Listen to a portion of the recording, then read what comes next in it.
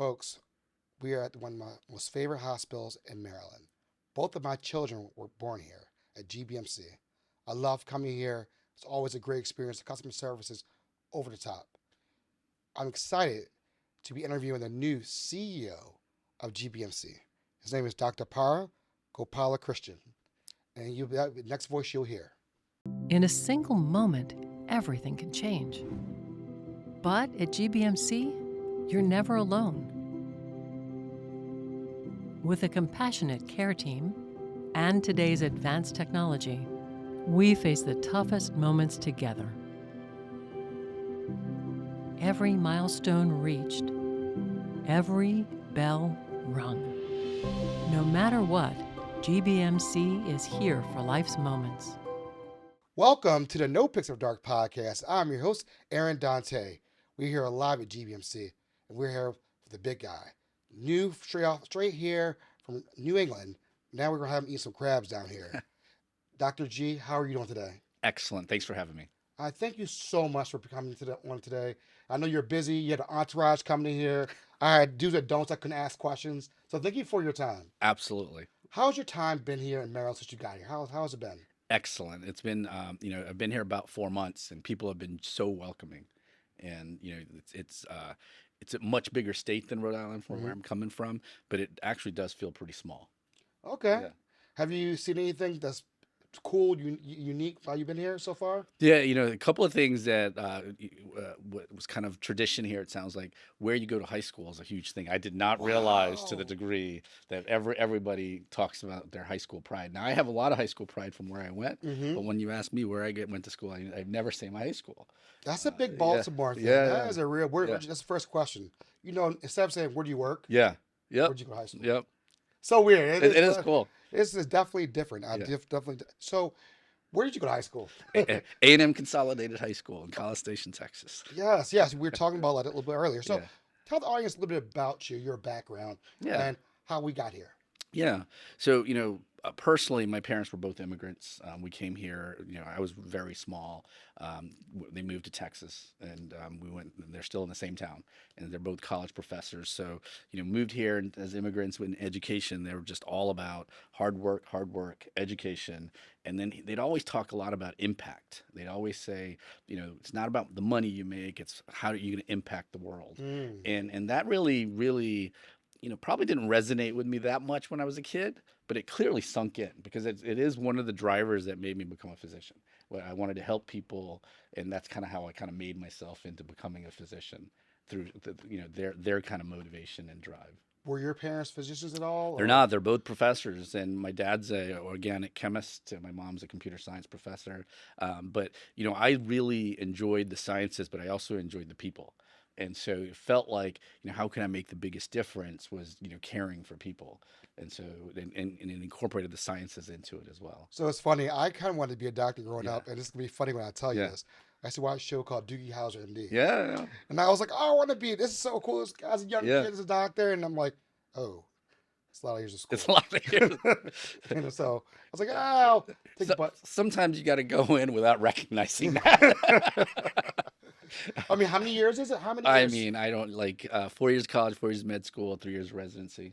So at least 11. Was there anybody that you looked up to that was a doctor that was early influenced you to be like, all right, I want to be like this, or I would love to learn more about this? Yeah, when I was, younger, my parents weren't physicians, as I said, but there was a lot of physicians in our community in College Station that we were friends with. And it was really meaningful to watch patients come up to them and just, the interaction that would happen. And you could see that they were making a really big impact in somebody's lives and families' lives. And so that's what made me kind of think about like, hey, I like the sciences. How do I parlay that into something? And that's how I ended up going down that path. So, you're going through school and whatnot. Did you ever imagine that you would be the head of a hospital? No. God, no. Was that the game? Yeah, well, yeah, that was. I mean, I would say, did I ever think I'd do anything in management or leadership? Or absolutely not. Like to be honest with you, so, but sometimes you fall into backwards into something that you're like, wow, I enjoy this aspect of it. And that's kind of what happened to me. I wouldn't say reluctantly, but I kind of reluctantly became a leader, and then really saw the value in it and really continued to grow in that. Tell us a little bit briefly about your path Yeah. of getting here to where we are today. Got it. I was a hospitalist. So, I finished training at Brown, and I stayed on at Brown at a very small hospitalist group. It was when hospitalists were just really starting. So, most of the time, patients, when they get admitted to the hospital, it was their primary cares would take care of them. And so as I was starting, hospitalists were coming on board. So I joined a couple of my upper level residents who had started a practice a few years earlier. I was like the fourth or fifth person. And we blinked an eye and we had 25, 30 doctors in our practice, and really quickly. Wow. And so all of a sudden I'm 3 years out, and I'm actually one of the senior ones. Wow. And so there was a lot of growing pains. And so to help my practice, to do things better so we're more efficient, I started, thinking about process and how do we change things to make it better for our practice as well as our patients. And I loved it. I mean, I just liked I started thinking of it a little differently where, when I was taking care of patients in a single day in a hospital, I'd see like 15, 20 patients. Right. But then when I started making, changes within our group, well, I was actually multiplying that because it's like there's 10 doctors working today, and I can influence how we care for many more patients, and that started really getting me excited. And because we were having so many growing pains, though, the organization we were part of, and they were excellent, they created a MBA cohort with a local university, and they picked a couple of physicians, and I was one of the 3 physicians. And that was, it really showed me that you got to train yourself to become a leader, and you got to really continue to grow as a leader. And so that's kind of how I started down leadership. And when I started really thinking about impact, that's when I started, all right, my next move after I was, as a hospitalist, was I ran a hospitalist group of about 25 to 30 doctors, and really started to, felt really empowered of how much impact I was making in the community. And then that kind of grew into other roles, and here I am. And as far as the communities, Yeah. tell me, what does community mean to you? Yeah. So to me, I think that one of the things about a health system and a hospital is we're integral in every community. I mean, at the end of the day, if somebody is having chest pain or anything happening, they're gonna go to their local hospital for help. Right. And to me, community to me is care for each other. That's what it means to me, and really being vested and making sure you understand who is your community and how you're going to support them. And so those things, to me, gives me a lot of pride when I really think about, the different areas I've worked in, and trying to understand what our needs are, and then trying to build something that is good for our community. Yeah, because every community is different. Every community is different. And you're in Rhode Island. Yep. And now you're in Baltimore. Yeah. And so since you've been here, have you been out in the community and meeting? I have been. One of the things I've been trying my best to do is make as many connections as I can, and really, I meet with everybody and anyone. Right. So last night, for example, Towson University had a basketball game with Charleston. I went to that with their presidents to meet some people there. I've been trying. In 4 months, I've met a lot of people, but there's so many more people to meet. And one thing I'll tell you about Baltimore, where it's all about being authentic. Yeah. And people want to learn about you. They want to know more about you. Yeah. And just be yourself. And Yeah. that's what I tell people. Yeah. People love you. And that's one thing I'm excited to hear more of your story. So you were in Rhode Island. Yeah. How did you handle the pandemic? Tell us a little bit peek us behind the curtain with the pandemic, and what you learned personally and what you could take personally going forward. Yeah. What you learned. I mean, it's funny. So when the pandemic came to Rhode Island the first time, it was, the first wave, I was the chief medical officer of our hospital at the time. And I would say in those 3 to 6 months as the pandemic started, I would say it's a hyperdrive for leadership. Like some people are going to love it and get better, and others are going to not. All right. And I grew so much as a leader in those 3 to 6 months, Yeah. More than I could have imagined. And, a couple of things I learned, in science, in medicine, we are very fact-based, Yes. and we are slow to change. All right. That's just the nature of how healthcare has been, because it's all about safety and quality. And we want to make sure we're 100% confident in what we're going to do. Well, the pandemic comes, and if you can't just sit and wait a year for a study to come out, because things are changing hour by hour, day by day, and so there was a few principles I really gathered around it. And one is I realized, during these kind of times in any crisis as a leader, people react differently. And everybody reacts differently. Like some people are scared, some people are in denial, some people are angry. And so you have to recognize that as a leader, that there's not one way people are feeling, right? You got to really understand that psychology of how people are feeling during uncertainty. The other thing that's really helped me, and I would say this is one of the things that I pride myself on that I feel is one of my strengths, and it's grown, and it's when you're in uncertainty, which is actually most of leadership, regardless of pandemic or not, Right. there's things and there's things you don't know, Right. and you're making decisions. Right. All right. And it's like this zone, zone of uncertainties, I think, like what I've read about in the past. And so in that time, people want more clear information than you actually have. Right. They did. Yeah. And you don't have it. Right. And so in that time, you got to figure out, how do you lead a bunch of people, right? And so in that time, one of the things that it really struck me was, you're gonna have to make decisions without all the information. You got to use your gut, you got to use your intuition, and you need to be, clear. And you can't say everything's perfect, and you can't say these are certain and 100% this is going to happen. You should never lie or twist any of those things. You need to, but you can set the tone and be very clear. And so, those are a couple of the things I learned, really psychology of people in crisis, how to make decisions when it's really uncertain times, and then how do I communicate? So to me, I would say those three principles have actually made me a better leader, because I consciously think about, how am I delivering my message, right? And the truth is, the hardest part of my job is communicating.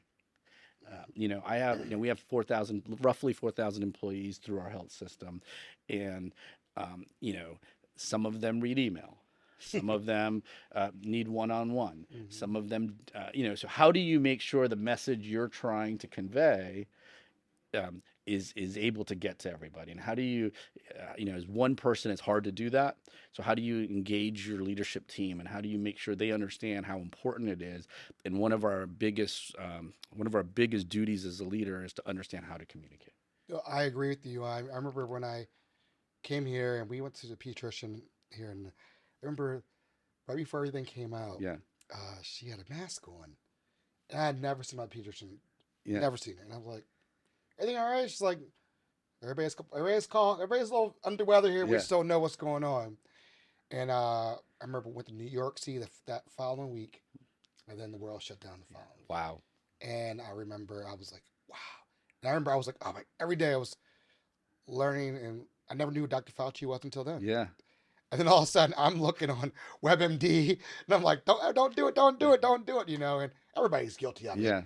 And that's when I would say the medical system, doctors, came out of nowhere and stepped up. Yeah. I said, this is what you need to do. Yeah. And I commend all hospitals, all doctors, commended for what you guys had to go through. Yeah. Because you were ground zero. Yeah. And I remember I told you, my second child was born. Yeah. I don't know if you're here, but second child was born during COVID. Oh, wow. And let me tell you, that was intense. Yeah, I bet.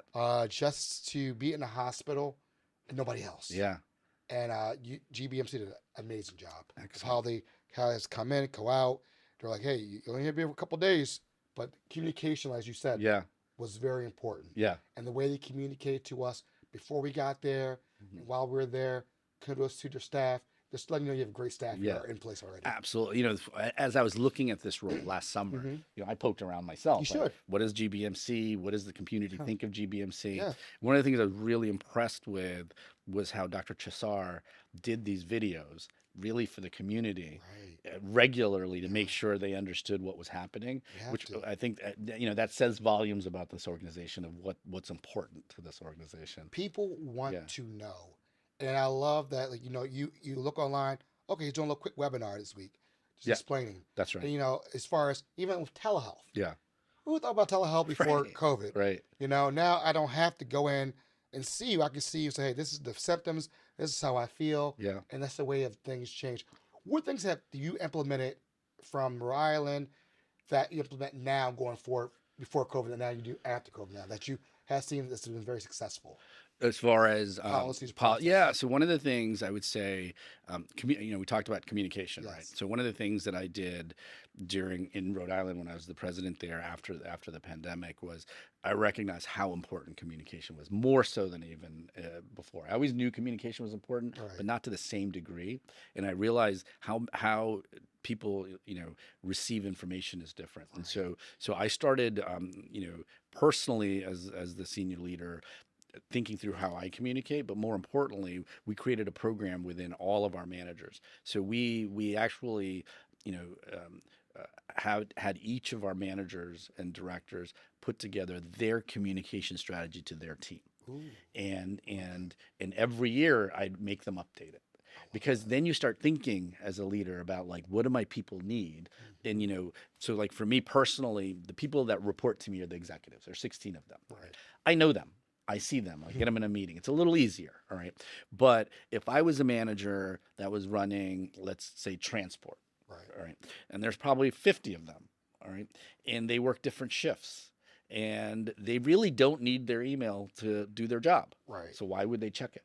They won't. All right. So now that manager has to really think, how am I going to deliver what's important to you? That's different than another leader who has 2 or 3 people that work for them and they sit in the same office. So I started really getting conscious about how do I get my leaders to understand that importance and give them some structure to kind of go. And so I've done that through my time in Rhode Island, and we're doing that here. We're starting that process here. And I love that. Yeah. I love those. That is so important. I always tell people, just as a podcaster, it's just a little bit, now I communicate through TikTok. Yeah. Because I know a different generation. Yeah. They listen differently than, I taught a class at Towson for Did you? Podcast. I did a guest taught the class, and I was like, hey, how many kids in here look at Facebook? Nobody raised their hand. I'm like, okay. And how many kids look at Instagram? They're like, half the room. I'm like, okay, what do you guys? They're like, we look at TikTok. We want it short, fast, and to the point. Yeah.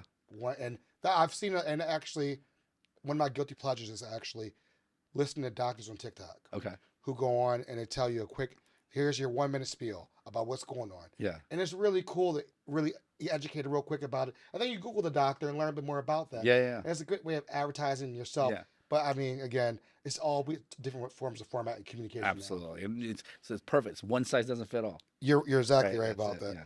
So what is your unique approach you feel you bring to people's management, like to your management style? What's your unique approach? So, I one of the things I work at being a leader. I mean, I work at being a leader, and I continue to try to improve, and I know my weakness, a lot of my weaknesses, and I try to put work around those things. But one of the things I think that I do well and always have, and that comes natural to me, is a concept I call approachability.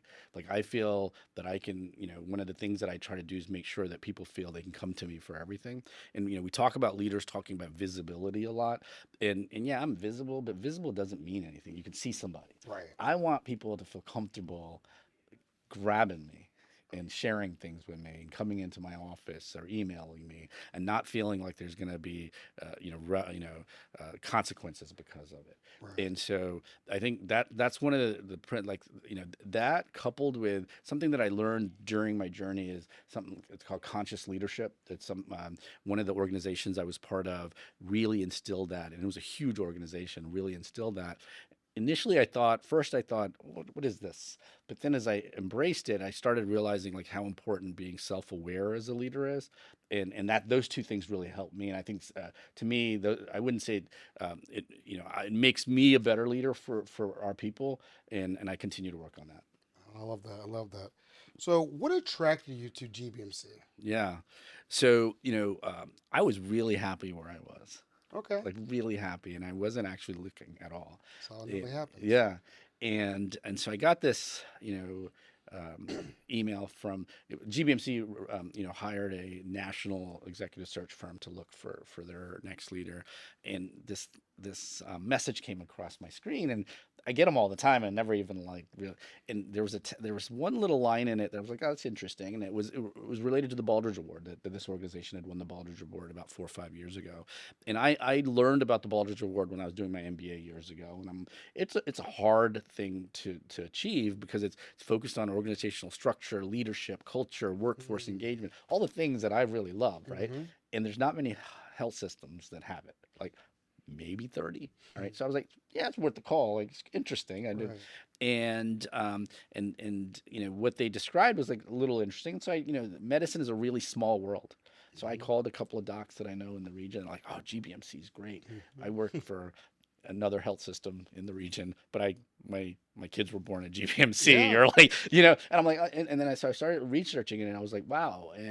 As I continued the process, a couple of things really was great for me. One is the community here really supports this hospital, like really supports this hospital. Second, you walk through these halls, man, are people nice and they're Very friendly. The nice. culture is really strong here, and there's a lot of pride. And those are all great, but I'm running a health system. I want, my talk, when we started, is about making an impact in the community and the people we take care of. Mm-hmm. I don't need to be huge, but I need to make sure we're making a big impact because that's personally really important to me. And you look at GBMC, we delivered 3,600 babies. That's one of the larger. That's a big amount of deliveries for this state. It's one of the Mm-hmm. largest. We have the largest hospice provider in Gilchrist. Right? Mm. So when I thought about like, wow, from beginning of life to end of life, we're making some really amazing impacts in this organization, and some of the things that I pride myself on being good at, that would actually help GBMC. That's what really attracted me. I like that. I Yeah. like that. So, it's being here and being in Rhode Island, Mm. GBMC, the community, you talk about community and just Yeah. the wars they have won, and you hearing about when you got here, did it really speak volumes? Is it everything you thought of when you got here? Absolutely. I mean, I think the things that made me think about, culture, Right. community interest with impact, absolutely. It's just reinforced those things. And, when you go through these processes to get a role like this, I mean, you're here quite a bit. I mean, Right. you're meeting a lot of people, and so you can get a good flavor of it, and they can get the same of you. And I always ask people who, like, I've moved all of my life. Mm. We talked a little bit before that. I've moved from Baltimore to Ohio to Dallas, Texas. How was it? Were you ready to move again? Was your family ready to move? How Yeah. was that decision? Was everybody all on board? Yeah, it's interesting. It's when you decide to go down a leadership path and like this, and your goal is really how do you make an impact. Right. These things happen, right? And so one of the things that myself and my family have gotten really good at is acclimating to a community, making sure that that's the right place and the fit. Hmm. And to me, my wife would say every time I'd come for an interview or a call, she goes, "Wow, you're really excited." And that's that's so and the reality is people are pretty friendly. Good. Good. I love that. Yeah. Healthcare has many challenges. Which one are you most passionate about addressing? There's a lot of challenges. Hmm. To me, I want to deliver the safest care for our patients. That's to me. That's what we're here to do, right? Like we're here to make sure our patients and our community is safe. And you hear about medical errors all over the place. So I want to make sure I'm running an organization that delivers the safest care. Well, how do I do that? I can't do it, right?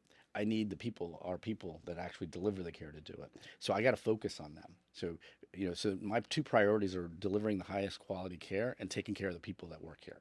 So if I do those two things, if I do take care of our people, the care will come. Do you know what I mean? I love that. Yeah. What do you want people to walk away from this interview that you and I have discussed? What are some things that, you know, wow, I just saw Dr. G.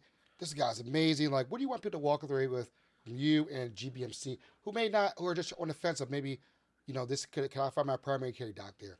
What would you want people to walk away with? I want people to recognize how safe this organization is, the pride of this organization, the capabilities of this organization. This is a great place to get medical care. And, and when, me personally, what I want them to take is I think there's a lot more we can do here, and I can do more to help this. Gotcha. I'm not going to let you off the hook so far. Yeah. Okay. We got real quick three speed questions. Okay. Yeah. All right. You ready? Ready. All right. So I know we're in the hospital, but I got to ask the question. Yeah. Champagne or wine? Bourbon. Oh, bourbon. Okay. Oh, no, bourbon. Okay. I'm a tequila guy. So All right. I get bourbon. I get it. Flats or drums for wings? Drums. Okay. Yeah. Pizza or cheeseburger? Oh, that's a good one. Depends on the pizza, actually. I like a good New York style pizza. Okay. All right. And the last thing, clam chowder or a lobster roll? Clam chowder. Okay. Yeah, clam chowder. Well, again, thank you so much for your time. Please check them out. This is a great place, GBMC. Thank you so much for having us. Thank you, Dr. G, for everything. I know you're busy. Thank you so much for coming on NoPixAfterDark podcast. And thank you so much. I appreciate you having me. I appreciate you, sir. Thanks a lot. Thank you. Thanks.